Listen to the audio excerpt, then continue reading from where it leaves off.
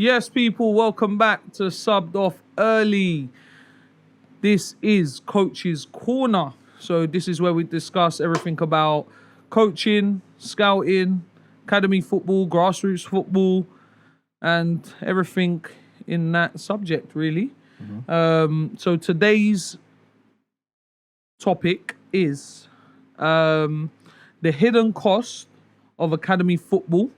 What happens when young players are released from academies and how it affects them and the ways around it? Because I'm sure I've had a few, you've had a few, we've been around this a long time now. And every player is different on their character, their mentality. And yeah, so this is someone asked me to speak about this. So you got to segue off them. They asked you to speak about it. They want to hear from you. No, they asked. no. They said they want to hear from me and Coach Carter because it was actually one of your players. Oh yeah, one of the parents. Shout out Danny. Oh my days, top guy. This is a loaded question though. Like there's so many angles you can hit this from, and then it's just like, if people are sensitive, they may not be able to take what we're about to say, and stuff like that. For me, what? You know what you just said, George? What? We're not here for sensitive people. We're here for the truth. No, I'm cool. I'm cool with that. We're here for the truth. I'm just saying, unfortunately, from our perspective, the truth. In terms of which way do we start from? From whose lens? From a player's lens. Let's go from the player's lens and when they get released. Yeah, their mental side of things. I mean, listen, from a player, it's highly disappointing. Especially, also it depends what age they are as well. Like, say if they go in, listen, it's getting younger and younger. So let's just say they went in at 7, and they've put their whole basically childhood from pre-academy, from pre-academy all the way to under 12s, where they start handing out 2-year extensions and stuff like that. When they get released at that age, they're a different person. Yeah, they're not a 7-year-old boy. Yeah, some of them are 12. No, some of them are late 11, coming up to being 12 years old, and whatnot. So. Or is it under 13? No, under 13s when they're offered 2 years. But you know what I mean? By the time they get to secondary school, is what I'm trying to say, is they're different kids. They're not the same kid at 7 years old. So for them, that's all there's ever been, academy. Especially the parents that are also scared to mix it up for their kids. Oh, I'm not going to do extra training because the club said, I don't want to mess around the club or think I'm going against the rules and stuff like that. So especially for those kids that have done academy 24/7, 3 sessions a week at Cat 1s, plus a match, going on tour, going on this, going on that, growing up with your teammates since 7 years old. In amazing facilities. Yeah, amazing facilities. There. Just as soon as you hit the floor, the medic runs on. Yeah. Doesn't even give you time to get yourself up. All that kind of stuff. Amazing pitches where you're not playing in no jungle park. There you go. It's half time, they're watering it. Stuff like that. So for me, Tez, they're a different person by the time they get released at that age. So that's where it needs to be. Like I say, we're going to go into that section in terms of parents, because I'll get into the parent side. But in players, it must hit very hard for them, because from 7 to 12 years old, that's a little bulk of your childhood. Yeah. Like you're not in your teenage years. Yeah, so because you've got your childhood and then your teenage years. Even the kids you're growing up with, they're your friends. So your friends are still there, and you're not. And now it's easier to access them, especially in this day and age. Like back in the day, we didn't really have phones like that at them ages, and WhatsApp and social media, so they can connect all the time. Yeah. And Tez, also you got to keep up. Some people start social medias. Yeah, you got to keep up with that content. So when the content's not flowing on social media, and you've built up this whole thing, and then you get released at 12 or whatever it is, then it's just like, okay, now the player's more, by 12 years old, he's more observed into social media. Yeah. Maybe at 7 is mum and dad driven. Yeah, mostly. Like, you know what I'm saying? You can't put a post up at 11 a.m. saying how you had a wonderful weekend when you're at school. Do you know what I'm saying? So you know that's from the parent, but by the time you get to 12 years old, they're probably more clued up in terms of what social media is. So when they have to come in and you've got released, and then it's just like, yo, where's the content? Like, yo, what's going on? Where's the goals? Where's the highlights? Where are you playing now? Where are you playing now? Whatnot? Yeah. And it affects them, obviously, when we go into it mentally, quite a bit. But for me, Tez, listen, I'm going to go into what you think about the players, and then I'm going to get brutal after that. So, like, what do you think about the players-wise? Players-wise, no, I'm pretty much copy everything that you say there. It's tough. But for me, like we're gonna get onto the mental side of things, so I don't want to get onto it right now, but I kind of have to touch base with it a little bit. It's just more about the support system that you've got around you. For me, depends how you take it, how the parent. Like again, we're gonna go into parents. We're gonna get onto what coaches you was working with. You're gonna get onto like well, I know we always speak about it, but it's the mentality of the child because you gotta install this from early. You know, instill it from early, so that they know that there's always a possibility that they're gonna get released. You know, if you're not performing, even if you are, sometimes you might think, yeah, I'm doing all right, but there's always someone else around the corner. You might something that we didn't speak about, George, yeah, on the last one, which kind of kicked off a big debate online and stuff. We were talking about profile and this and that as well. Look, and I think me and you had this conversation, and I think you opened my eyes to it a lot more, and you was like, look at the clubs, the professional clubs, and what sort of players they are producing in their academy that are actually making it to the first team. Yeah, this was years ago. I think we had this conversation. You was like, let's say Arsenal, what sort of players are making it to the first team? So look at are they creating loads of centre backs, or are they going out and buying loads of centre backs? Because what we're seeing from Arsenal, especially recently, and I'm just talking recency bias, like Ethan Nwaneri, Max Dowman, Saka, attacker, Emil Smith-Rowe, attacker, Reece Nelson, attacker, So and also wingers, tens, kind of, you know, you can even go back to Jack Wilshere, more attacking midfielder. Yeah. So obviously there's Lewis Skelly, who's a left back, who's actually a ball playing centre mid. That can drive forward. Yeah, who's actually that was his position before he went left back, and he looks like he's going to be going back into that role now. So it seems like, you know, look at what. So it's all good being at these clubs, but which players are actually making it through? Eddie Nketiah, sorry, I'll add that in. But again, didn't really stay there too long. So you got to look at the clubs as well for your child and see, does he fit the mold of what they're bringing through the system? Because it seems like Arsenal, centre-backs wise, I personally don't remember the last Arsenal centre-back that came from the academy. I actually don't. I don't know if you can, off the top of your head, that actually played. Well, you got your new kid now, who's 16. Is it Salman? He's a right back. Is he right back or centre back? I thought he was centre back. He's a right back. Oh, I thought he was And then there was Josh Nichols, who now is moved over to Croatia or somewhere like that. I'm not sure. Yeah. But one of them European countries, he's gone. I don't think Salmon's going to be one because you got Ben White, Timber, and they're looking at buying a new right back. Like, don't get me wrong, I'd love to see these youngsters come through and play. Well, but he's 16, so... Yeah, he's 16. But you've got to see all these players and see which one. So just basically what I'm saying is, does your child fit the model of what's coming through the academy consistently? You know, so look at that side of things as well, and then understand why they might get released. And I'm talking about later ages as well. I'm not talking about young ages. Okay. But yeah, let's get on to the mental side of things. So how it affects the player mentally and how to kind of recover from it. Yeah, I mean, listen, there's been players that have come through our ranks that have gone in at 8 and then got released at 13s and whatnot. And it does mentally affect them because, like I said, they're different boys. Going into school, they're the guy that plays academy football, whatever it is. And then one day they got to come in and tell everyone, listen, I've been released. Oh, you're with us, the regular folks now. Oh, okay. And obviously, remember, you got some people as well that are waiting for people's downfall as well. Even if they're kids, they're waiting for your kids' downfall as well. So you got that energy going around. So all that stuff going on with the kid, obviously depending on how the kid is brought up as well, he might have a mentality of entitlement, like, yo, I'm at an academy, so like you guys, this, that, you know what I'm saying? So, and then when you get knocked back down to earth, then it's you know, can you take it? Stuff like that. So it does weigh heavily on the mentality. Because Tez, I've seen it. I've seen players go into academies, they come back to our clubs, and they are a shell of themselves. I'm talking about a So shell. let me just add something before we get off this. Do you think that the academy should offer more therapy or counselling to these and more support to these kids that get released, especially if they've been there a long period of time? No, not really. No? No, I'm not for that, guys. I am not for that. And I don't want you to take it in a bad way and whatnot. I'm not for all of that stuff. My problem with academies, they don't keep it real. That's my problem. See, if you keep it real from the beginning, you have better results whether people are retained or released. The problem is they come in at 7.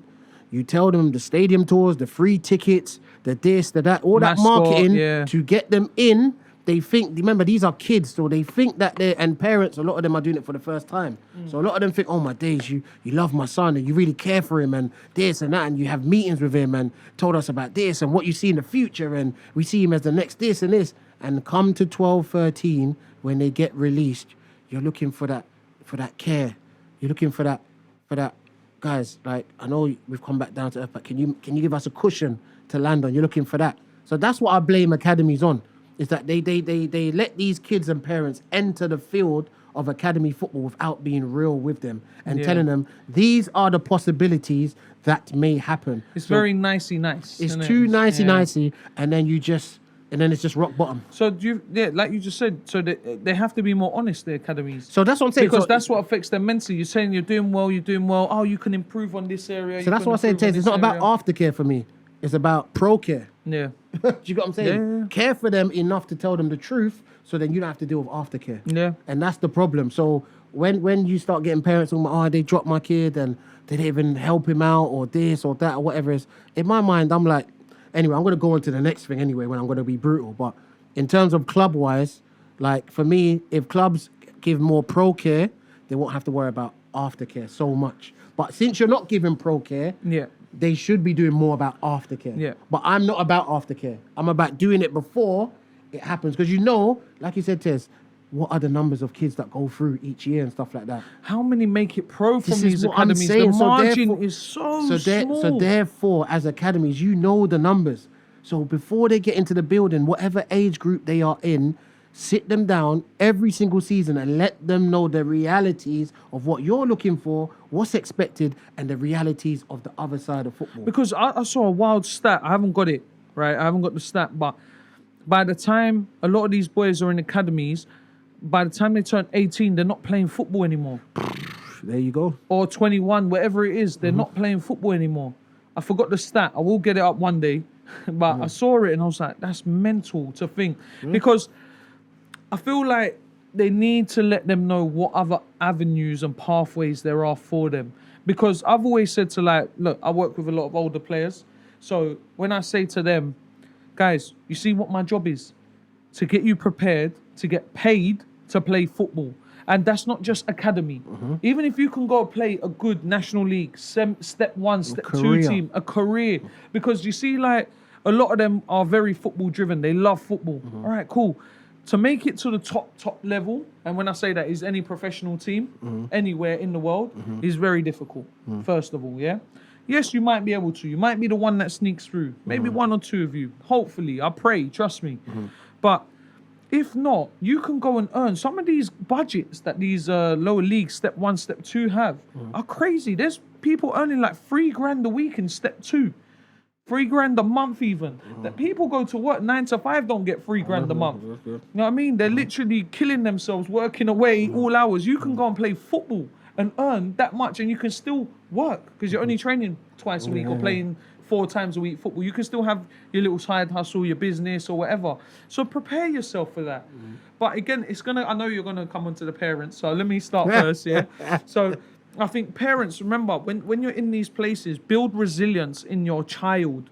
Build the expectation that they might have that failure. It can't all be happy roses, like they might have it. And if it does happen, have a plan of, okay, so this didn't work out. Where can we go next? Let's not just sit there and cry about it. Yes, you're gonna feel upset initially. Of course you are. But how are you gonna get back there? Because even some of my players, when they sulk during the game, that's not gonna help you. You're wasting more energy sulking during the game and wasting all that. And I always have this little thing, right? and I'll hold up the Premier League, not Champions League. Sorry, we didn't get there. The Premier League trophy. Okay, Yeah, get it right. This is one to use, parents. Yeah. I always use this. I'm like, can you hold this for a minute? I've seen that one. Yeah, and they're like, yeah. I was like, all right. So if I said to hold it for an hour, do you think you could do it? Well, no, my arm will get tired. I'm like, so let it go then. Yeah, just that stress, let it go. There's no one telling you you can't let that go. You have to let that problem go and start again and keep going. Because short-term memory on the pitch. Yeah, let me give you an example, and I'll go back to one of my players. He had a trial at a Cat 2 club, right? And he didn't quite make it, didn't get in. They said, yeah, he's good, but we're not looking for that, certain whatever. He just didn't do enough, basically. Yeah, he just missed out. Phoned me up and said, I don't want to play no more. I'm done, man. And I'm like, are you all right? Like, what's wrong with you? You just had a trial, which a lot of people don't even get a trial. Yeah. You just had a trial by, I think they might have even been Cat 1 now. But you've had that trial, and they said you were good. You just weren't good enough. So what are you going to do? You're going to sit there and quit? Or you're going to get back on the field, do your extra running, because he was getting up in the morning, whatever, run, working. Get back in the lab, as I like to say. Get back in the lab and keep working. Anyway, ended up, 6 months later, getting signed. Got his scholarship, captain of the team. Like, you're doing bits now, Like, you've got a nice CV now. So if you ever get released from there, you can say, well, I was captain at this team at this age and I've done this. Now you can go earn money because there's going to be a lot of clubs that are going to be sniffing around step 1, step 2, step 3. And if you play at them steps at a young age and do well, you get picked up by a lot of these League 2 sides, League 1 side. They pick you up. They'll bring you in. And you also have options abroad. A lot of people don't know that side of things, but I always say to them, guys, like with a lot of the kids we work with, they're multicultural, so they've got passports to other countries and stuff. Access. Yeah, you guys, you can go and get a trial in Belgium or in Holland. It might be a Div 1 team. Like I got a boy right now, I saw his dad the other day. He's playing in Bosnia. Yeah, I see his dad. I was like, how's he getting on? Because he was at, he was at Reading. He looked like he was gonna, he was top. And then it didn't quite work out, but then he got out there and whatever, and he's playing Bosnia first team. And then I think he's about to play either the Conference League or Europa League in the qualifying rounds. So he's gonna have that on his CV, and he's only like 21, but he's making a name for himself, making some money, living in a different country. Like things open up. So just always have that mindset, guys, and just try and build resilience and just a work ethic in your child and to handle different situations. Now, here comes George with a brutal side. Let's go. Parents, it's your fault. It's just as simple as that. Like I don't even know where this mincing around is and all that stuff. Parents, this is down to you at the end of it. How you parent your kid, it's just down to you. Don't be looking for no academy to come and save you or aftercare or none of that stuff and all that. Yeah, they can find you a new club. You can go on trial. But the same standards your son was showing when he got released is what's going to happen at the next club at the end of the day. The reason why I'm getting onto parents and I'm being brutal, I'm a parent. So I'm saying it from, do you get what I'm saying? I'm just not saying it from whatever. But the reason why I'm getting onto parents is what Tez just said. Have you built up the resilience from the start for your kid? Have you told them the realities of son or daughter, whoever it is? How did you get into this? Why did you think they want you in this academy? Oh, they said this, and this. So when you get in there, what do you think you need to carry on doing? I need to do this, and this. Okay, so once you have that, you're going to have kids that have the same thing as you. Yeah? Cool, whatever it is. So what do you need to do on top of that? I need to do this, and this. Okay, just to let you know, if you don't do these things, there could be a high likeliness of you not being here. So just prepare yourself and have that be your motivation if you truly want it. I'm going to help you as a parent. If you need anything extra, I'm going to be here to support you. Mentally, physically, your diet, anything that you need off the pitch, I'm going to be here to help you. Anything on the pitch, obviously, and your extra sessions or whatever, you have to put it in. And guess what? If I don't see you putting it in, we're just going to pack this up.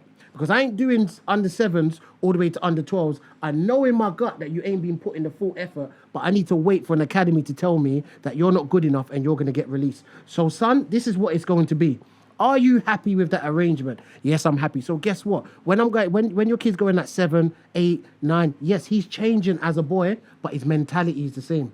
Every year it's the same. What about if he does do it? Like I'm just playing both sides here. Yeah? What about if he does do all of them things that you're saying and then gets released? Then guess what, son? That's just an opinion of someone in football. And people have different people in football have different opinions. But if you have a foundation of resilience, work ethic, a strong mindset where you can take someone's opinion, put it on your shoulder, and just flick it off and say, you know what, I'm going back to work. The mentality. This is what I'm saying. always the mentality. Short-term memory mentality. Build your kids up from the head down, not the feet up. I've always said this. So when you build your kids from the head down, they don't worry about disappointments. Disappointments are that it's just, this club's releasing me. They don't want me, mum and dad. Cool, you can have your day, you know 2 what? days. Yeah, you know but what? You can go back on you know the what? I'm training gonna field. miss my friends. I'm gonna miss that level of football and whatever. But I'm ready to go again. Yeah. Because they have that mentality. So parents, it starts from you. Stop waiting for these academies to give you the aftercare or this care, or they didn't look after me. They didn't coach my son this well. They didn't do this. What did you do? And parents, I know it's difficult because when it's your first time and you're going into these clubs, you assume that they know everything. You assume they are the professionals. You assume 3 days a week at a Cat 1 or possibly a Cat 2 should be enough training to get them kicked on. No, it's called a curriculum. Every club has a curriculum. That's why they have things like equal playing time. You play 40 minutes, this player plays 40 minutes. But guess what? Your son might be training much better than the other person. But they have to base it off a curriculum that they're set from the Premier League. Now, if you're just if you're doing your framework from a curriculum, how is your kid going to stand out?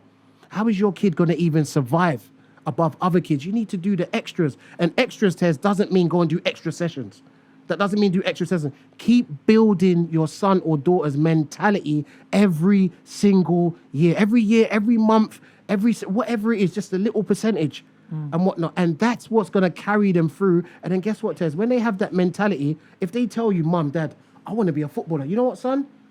Listen, you've already got the foundation of a strong mindset. So if that's what you want to do, I'm here to back you. Yeah. And whatnot. But don't be blaming these clubs and all that stuff. I know what's lacking in clubs. But you're in elite...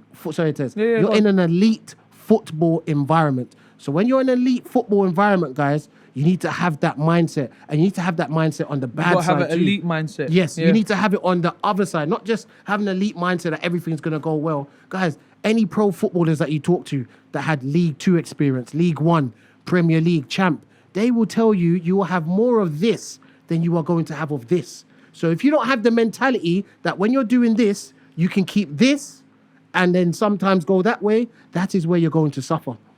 Because if you don't have the right mentality, when you're doing this, you're going only one way. Now, if you have the mentality, you can bring yourself up to a certain level and keep yourself on an even sort of... Just don't be scared.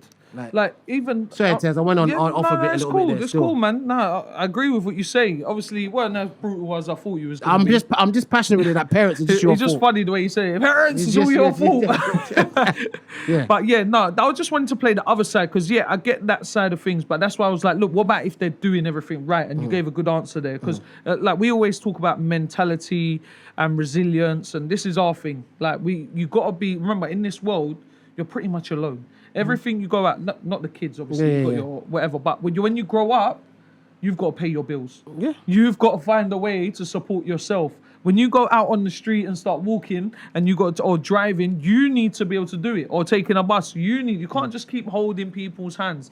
Yeah. And son, sorry, and Tez, Son. sorry, I was going to start. I'm going up to what I'm saying. I'm going to use him as an example. I'm saying, Tez, even what you're saying there is correct. My son was born the other day. He's now 7. Yeah. You see how these years just keep Yeah, going yeah, quickly. yeah. So if you're not preparing That's these mad. kids, Your son's 7. yeah, this He's is what I'm grown up saying. quick. That's what I'm saying. He's just born of it. So if you're not preparing their minds mentally through the tough time, I'm talking about the tough times. The tough times. You're gonna get to 14. Oh, he should know about resilience. He's 14. No, he's still the same kid that you raised up with a lack of foundation, but he's just 14. He's just 14 years into the journey. And That's what it is. And I can just get onto something small like it tells me about some of my I was telling you earlier, you know, when we got into a tournament and we went to penalties. Yeah. I'm looking at like some of my like strong players got a good strike. Who wants to take a pen? Then no. Like, what are you scared of? If I asked you, do you want to be a professional footballer? You're gonna say to me, yes. But how are you gonna play in front of thousands of people if you are scared to take a penalty in front of 20? And this is I don't care if you miss. And this is what I'm saying. And Tez, even on you saying that, even on my end, I don't even like penalties. So I don't even organise the takers no more. Any of my age groups, I tell them, deal with it. Organise it in yourselves. the 10, 15-minute game. If you can't do that, organize it between yourselves on who's going to take a penalty. Before, when it started years back, Tez, I used to have the... Yeah. But it's got to a point now where, once again, when you lay the foundation and you let them know, like you just told your players, that, guys, it's just one kick of the football. It's not going to define who you are. Yeah. But guess what's going to define who you are? When the question gets asked, you want to put your hand up. Yeah. That mentality there that you I want always to show see up. everyone saying, Show yo, up. I'll take one. To the point where we have to organize. Yeah. To the point where we have to organize and stuff I'm like just that. like, I had one person say, I'll take it out of, it was best out of 3 penalties. One person said, I'll take one. And everyone else was like, nah, don't fancy it. I'm like, guys, someone has to take it. Yeah. I said, I don't care if you miss. Just show me you're brave enough to just step up and take a penalty. Mm-hmm.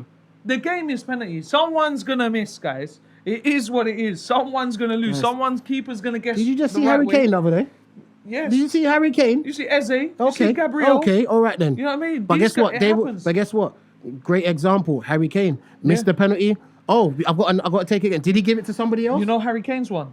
I think there was one clip of him where he missed the penalty. It was before. He missed the penalty and then he said, you don't give me 2 chances at it. Yeah. Like, I'm scoring the next one. But there was no hesitation No, in his of course. He mindset. said, of, "Give me that no, again. give me that ball again. Give me that me ball. that again. That's Watch an elite. this." That's an elite mindset. And obviously, guys, that's an example that kids can use, because if they're not believing grassroots coaches like me and Tez, they can just go and look at the professionals. Yeah. He's missed the penalty. Referee said, no, that one doesn't count. You guys get to take it again. Did he hand the ball over because No. he missed? No, he stepped up again. So give me that that ball gives and let you me an take it example. again. But Tez, me, parents, you got to take more responsibility. Simple as that. Stop relying on the clubs to give you this aftercare and all that stuff.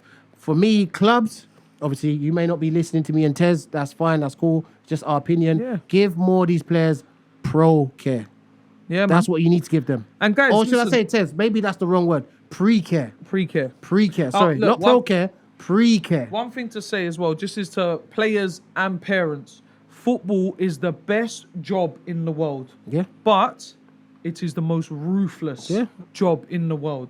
You One can of ask them. a lot of these players that when they're 21 and then they have a professional contract, everything's going well, they're earning all this money. Remember, it's a very short career. Yeah, a lot of people play for like 13 to 15 years. If that. That's not even the average. I'm saying like, what is it, 10? Average? No. The average is like 5 or 6 or something like that. Is it? The average. That's a Tez. mad- we'll find You know the what I'm saying? actual I think the stats on average, that. yeah. But yeah, if your longevity could be potentially what? If you start at 16, you could play until 35 Mm-hmm. potentially. 36, 37. I know Ronaldo, Messi are doing Yeah. madness, Lewandowski.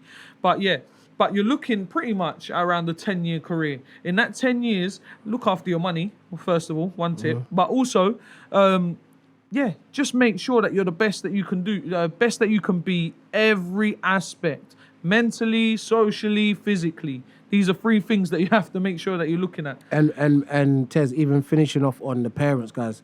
Listen, I might have been a little bit brutal with you guys as well, but the reason why I'm being brutal to parents is because you have the ability to give your kid as much power as possible. Remember, the opinion of someone in football is just an opinion. That's a little bit of power, especially when they're the decision makers.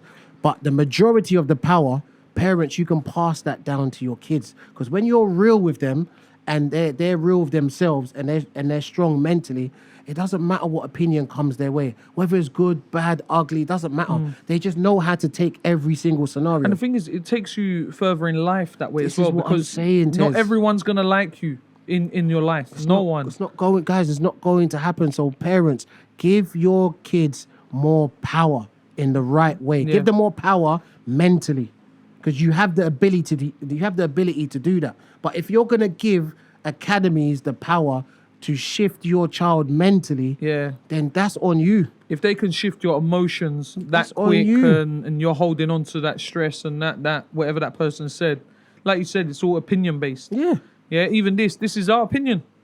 You don't have to listen to us. You can go do whatever you want to do. Yeah, You can go, but when guys. it does kick in, Guys, people have opinions on Limitless. People have opinions on Parks. Guess what's still gonna keep going? Limitless. And Guess what's Parks. gonna keep going? Parks. Do you know Yeah. what I'm saying? It's guys, it's just opinions. That's what it is. But if we're not strong mentally, Tez, we just fold. George, I think you said it on last week's episode. Coaching ain't for everybody. It's not for everyone. Yeah, we're gonna make certain people unhappy, And football ain't for everybody. and football ain't for everybody. Listen, professional football ain't for everybody.